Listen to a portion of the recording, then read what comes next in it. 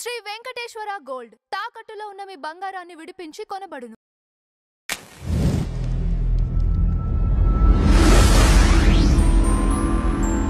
Madam నమస్కారం. నమస్తే అండి. అఖండ 2 ట్రైలర్ రిలీజ్ అయింది మేడం. రిలీజ్ అయిన దగ్గర నుంచి సోషల్ మీడియాలో ఒక సంచలనం సృష్టిస్తుంది అని చెప్పాలి. ఎక్కడ చూసినా కూడా బాలకృష్ణ గారికి అలానే బోయపాటి గారికి ఇద్దరికి ప్రశంసల వెల్లువ ముంచెత్తుతోంది. మీ అభిప్రాయం ఏంటి? చూసారా ట్రైలర్? చూసా. ఓకే. అసలు అంటే మాటలు లేవు, మాట్లాడుకోవటాలు లేవు అన్నట్టుగా ఉంది. ఓకే. అంటే మీకు ఒక బోయపాటి శ్రీనుని చూడగానే చూడండి ఎంత కూల్గా నవ్వుతూ, ఒక డైరెక్టర్ ఎలా ఉండాలి, చాలా ఆనందంగా అనిపించింది. చూసారా? ఒక చిన్నపిల్లలాగా మామూలు బాలకృష్ణ గారు ఇట్లా చేయి పట్టుకుని లాగేసి నేను ఎవరితోటో మాట్లాడుతుంటే బాలకృష్ణ గారు అసలు ఆ ట్రైలర్ ఎంజాయ్ చేశారండి. ఒక చిన్నపిల్లాడు ఎంజాయ్ చేస్తాడు, చూడు చూడు చూడు అన్నట్టుగా అనమాట. పక్కన శివరాజ్ కుమార్కి చెప్తున్నారు. అసలు అంటే మీకు ఆ విజువల్స్ అసలు ఎంత బాగున్నాయంటే మనం కూడా అందులో మమేకమైనట్టుగా ఉంది. ఓకే. అసలు ఊహించని విధంగా ఉంది. నన్ను అడిగితే ఇంత హైప్ ఉంటుందని అనుకోలే కదా. అసలు అఖండానే చాలా బాగుందని అందరూ అనుకున్నారు. ఈ అఖండ 2లో ఒక్కొక్కటి అంటే అన్ని రకాలుగా చొప్పించేశారు. చొప్పించినా కూడా అది చాలా బాగుంటుందని అనిపిస్తుంది. ఆయన బాలకృష్ణ గారు ద్విపాత్రాభినయం అని అంటున్నారు. ఒకటి ఆయన అఖండ క్యారెక్టర్ ఏదైతే ఉందో అది, రెండోది ఆయన ఏంటది వాళ్ళని ఏమంటాం, అఘోరి. ఇంకొకటి అఘోరా కింద. అసలు అఘోరా కింద చూస్తే అందరికీ గూస్ బంప్స్ వచ్చాయంటున్నారు. అంటే మీకు శివతత్వం, తర్వాత ఇందులో అసలు డైలాగ్స్ కూడా అంటే దేశం కోసం. ముఖ్యంగా ఇందులో ఒక శ్లోకం చెప్తారండి. అంటే మనకి పూర్వం నుంచి ఏం అలవాటు చేశారంటే అహింస పరమోధర్మ అనే ఒక్క వాక్యం చెప్పి వదిలేశారు. అంటే మనం ఏమనుకుంటున్నాము, అహింసనే మనం పాటించాలి, ఓ చెంప కొడితే ఓ చెంప చూపించు, కానీ కాదు. ఇప్పుడు ఒక చెంప నిన్ను కొడితే 2 చెంపలు వాయించు అని చెప్పాలి. తర్వాత ఈ మహాభారతంలోది ఈ శ్లోకం, అహింస పరమోధర్మ ధర్మహింస తదైవచ. అంటే అహింస మానవుని యొక్క పరమధర్మం, కానీ ధర్మరక్షణ కోసం చేసే హింస దానికంటే శ్రేష్టమైంది. అంటే అవసరమైతే మీరు కత్తి పట్టుకోవాలి. అర్థమైందా? మిమ్మల్ని ఎవడైనా అటాక్ చేయడానికి వస్తే మీరు భయంతో కేకలు పెట్టకూడదు, తిరగబడాలి. అది నేర్చుకోవాలి మనం. అంటే భయపడకూడదు.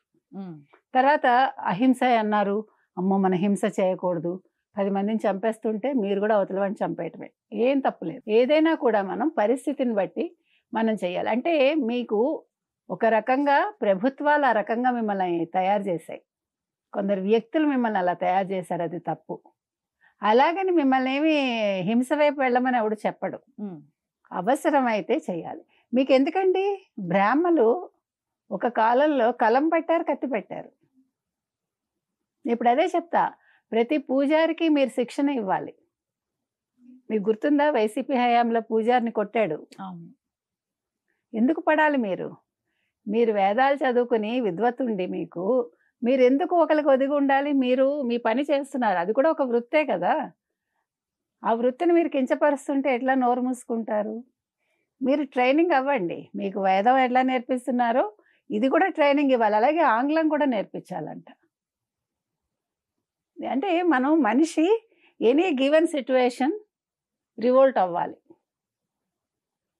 అందుకే నేను అంటానండి, పిల్లలకి ఆర్మీలో శిక్షణ అవసరం. కొన్ని సంవత్సరాలు వాళ్ళు ఆర్మీలో శిక్షణ పొందితే చాలా మంచిది అది. అంటే అన్ని రకాలుగా మనం శరీరం దారుఢ్యమే కాదు, మనకు ఒక మానసికంగా కూడా ఒక ఉత్తేజం వస్తుంది, మన ఆలోచన విధానం మారుతుంది, మనం మంచి వైపు వెళ్తాం. అది కూడా ఆలోచించాలి ప్రభుత్వాలు. మీకు ఇవాళ అఖండ అనేది ఇవన్నీ కూడా వీటన్నిటి కలయిక అండి. మీరు అహింసనే కూర్చోకండి అని చెప్తున్నారు. తర్వాత దేశం కోసం మనం ఉండాలి. అంటే ధర్మం, దేశం ఇవన్నీ కూడా ఇందులో చెప్పారు. ఓకే. తర్వాత సర్జికల్ స్ట్రైక్, దాని మీద కూడా ఒక డైలాగ్ ఉంది. అంటే తేడా వస్తే మేము సర్జికల్ స్ట్రైక్స్ చేస్తాం, చెయ్యాలి. అదెందుకని, పెహల్గాం దానికి సంబంధించి ఆ డైలాగ్ పెట్టారు. సో ఇలాగ మొత్తం మీరు ఏది తీసుకున్నా ఒక భక్తి, తర్వాత అఘోరాలు, ఉమ్, ఇలా అన్ని రకాల కలయిక ఈ సినిమా అండి. అయితే దీని మీద ఒక వైసీపీ సోషల్ మీడియానో లేకపోతే వైసీపీని అభిమానించే ఒక అతను కొంచెం నెగిటివ్గా రాశాడు. ఉమ్, ఏంటి ఇన్ని రకాలుగా చొప్పిచ్చేశారు అని. అంటే ఈ మధ్యన బాలయ్య మీద ఒక నెగిటివ్ వార్ నడుస్తోంది కదా వాళ్ళల్లో, అది పిచ్చితనం అంటాను నేను. మనుషులు ఒక వ్యక్తి కోసమో ఒక పార్టీ కోసమో ఇంత క్రోధంగా తయారవ్వక్కర్లా. దానివల్ల మీకు కలిసి వచ్చేదేంటి? మీ కెరీర్ నాశనం, మీరు మీ కుటుంబాలని పట్టించుకోరు. ఆ వ్యక్తి వచ్చి మిమ్మల్ని ఏమైనా కాపాడతాడా అవసరానికి? కాపాడరు కదా. అందుకే నేనంట మీరు ఒక సినిమాని సినిమాలో చూడాలి, ఒక ట్రైలర్ని ట్రైలర్లో చూడాలి. నేను ఒక వ్యక్తి మీద ఇష్టం పెట్టుకుని ట్రైలర్ చూశాను అనుకోండి, నాకు నచ్చదు. కరెక్ట్. అలా కాకుండా ఓకే, బోయపాటి సిరిని తీశారు, బాలకృష్ణ నటించారు, ఎలా ఉందో చూద్దాం అంతే. అక్కడ మీకు వైసీపీ ఎవరు జగన్మోహన్ రెడ్డి గుర్తు రాకూడదు, లేకపోతే మరొక హీరో ఎవడో గుర్తు రాకూడదు. అవును. ఇప్పుడు వారణాసి మీద ఎంత కాంట్రవర్సీ వచ్చింది? ఎందుకని వచ్చింది? ఒక డైరెక్టర్ వల్ల వచ్చింది. ఒక 10 నిమిషాలు అది ట్రైలర్ లేట్ అయితే అంత అసహనం అని ఈ రోజు కూడా ప్రశ్నిస్తున్నారు.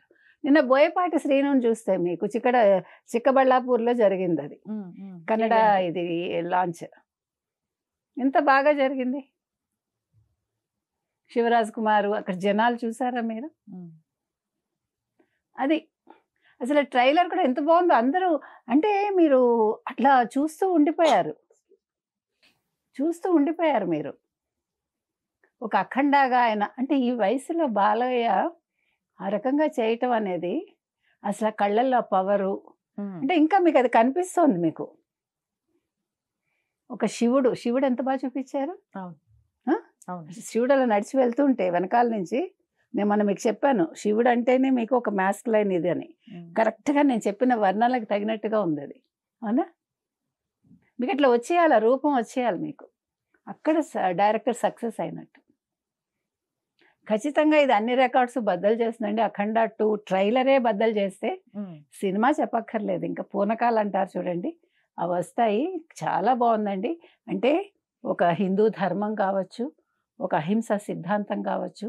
అంటే హింసకి ఎప్పుడు వెళ్తాడు మనిషి అంటే తేడా వస్తే నా దేశం కోసం, ధర్మం కోసం నేను నిలబడతాను, యుద్ధం చేస్తాను అనేది మీకు అందులో కనిపిస్తుంది మనకి. అది తప్పులేదు. మనుషుల్లో ఒక దేశభక్తిని రగులుస్తుంది. ఉమ్, తర్వాత మీకు ధర్మం వైపు నడిపిస్తుంది ఈ సినిమా. అంటే మీకు ఒకప్పుడు ఇలాంటి సినిమాలు ఎందుకు రాలేదు? ఇందాక మనం అనుకున్నాం. ఎందుకు రాలేదంటే మీకు ఇప్పుడు బీజేపీ ఉంది, అంతకుముందు కాంగ్రెస్ ఉండేది. మన చరిత్రనే వక్రీకరించారు. మీరు చరిత్ర తీసుకుంటే గుప్తుల యుగం, స్వర్ణయుగం. శ్రీకృష్ణదేవరాయలు బహుమనీ సుల్తానులతో యుద్ధాలు చేశాడు ఆయన. కానీ శ్రీకృష్ణదేవరాయలు ఒక సాహిత్యాన్ని పోషించాడు, కళలను పోషించాడు. తర్వాత ఆయన ఆయుధాలు తయారు చేయడం ఆయనే నేర్చుకుంటే అప్పుడు ఎవరు సహాయం చేసేవాళ్ళు లేరు ఆయనకి. ఒక రాజుగా అతను అన్ని రకాలుగా ఫుల్ఫిల్ చేశాడండి. అసలు శ్రీకృష్ణదేవరాయలు లాంటి ఒక మహారాజు లేడేమో అనిపిస్తుంది నాకు. అలాగే గుప్తుల యుగం కూడా మనకి స్వర్ణయుగం. అలా మనం ఒక్కసారి చరిత్రని మనం వక్రీకరించిన చరిత్రను చదవకండి, సరైన చరిత్ర చదవండి, సాహిత్యాన్ని చదవండి. దానివల్ల మనకి ఈ సినిమాలు అర్థమవుతాయి మనకి. ఈ అఖండ 2 బాలయ్య 40 ఏళ్ళప్పుడు చేస్తుంటే అది వేరే రకంగా ఉండేది. కానీ అప్పుడు ఇలాంటి సినిమాలు లేవు. ఇప్పుడు ఇలాంటి సినిమాలు ముఖ్యంగా మీకు హిందూ పురాణాలు కావచ్చు, తర్వాత ఇతిహాసాలు కావచ్చు, వేదం కావచ్చు, ధర్మం కావచ్చు, ఇప్పుడు తీస్తున్నారు. తీస్తే ప్రజలు ఒప్పుకుంటున్నారు. ఇప్పుడు హిందువుల్లో ఐకమత్యం వచ్చింది.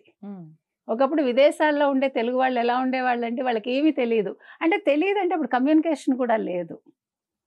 కానీ ఇప్పుడు మనం ఇక్కడ జరిగితే అమెరికాలో జరిగినట్టే, అమెరికాలో జరిగితే ఇక్కడ జరిగినట్టే, నో డిఫరెన్స్. అవునా? అవును.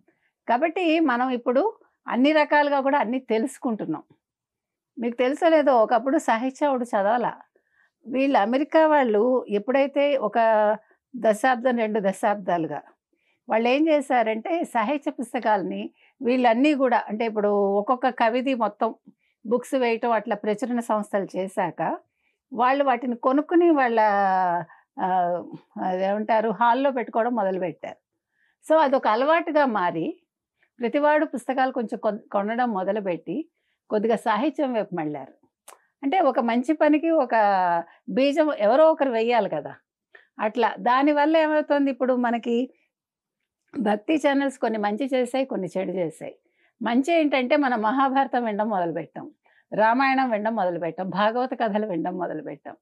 సో అందుకని ఇవాళ మీరు సినిమాలు వాటి మీద తీసినా కూడా ప్రజలు ఎంజాయ్ చేస్తున్నారు, ప్రజలు చూస్తున్నారు, తెలుసుకుంటున్నారు. ఒకప్పుడు మాకైతే రోజు మాకు రామాయణం, భారతం, భాగవతం పద్యాలు కంఠస్థం పట్టాలి మేము. అది కూడా పుస్తకాలు చూసి కాదు, వాళ్ళు చెప్తుంటే మనం విని నేర్చేసుకోవాలి. అందుకని శృత పాండిత్యం అంటాం దాన్ని. ఏదైనా కూడా అందుకే మీకు వేదాలు అలాగే కదా, వాటికి పుస్తకాలు ఉండేవి కాదు. అందుకని నేను అనేది ఏంటంటే తెలవాలి, పిల్లలకి మనం నేర్పించాలి. రోజు ఒక్క పద్యం నేర్పించండి.